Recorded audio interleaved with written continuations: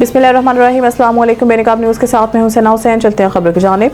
खबर शामिल करते हैं वज़ीराबाद से। मोहम्मद रहील अमजद की रिपोर्ट के मुताबिक district clerk bar association Wazirabad के इत्तफाक राय से साबिका सदर क्लर्क मुदस्सिर बाठी मौजूदा 2025-26 डिस्ट्रिक्ट क्लर्क बार के सदर बरकरार। डिस्ट्रिक्ट बार हाल में पुरवकार तकरीब में तमाम मुहतरमान मेंबरान ने तकारीर की और मुबारकबाद पेश की। साबिक सदर बार चांद उस्मान और साबिका सेक्रेटरी ने नौमुंतखब सदर क्लर्क बार मुदस्सिर भट्ट और जनरल सेक्रेटरी मोहम्मद अरशद को डिस्ट्रिक्ट क्लर्क बार एसोसिएशन के इत्तफाक राय को खारिज करार दिया।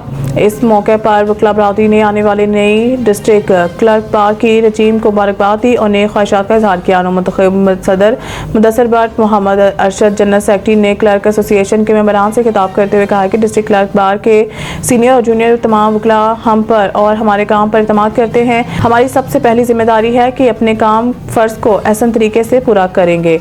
हम हाजिर हैं खिदमत के लिए। नई पॉलिसी के लिए हमारी कोशिश होगी कि डिस्ट्रिक्ट क्लर्क बार एसोसिएशन की इज्जत को बहाल रखें।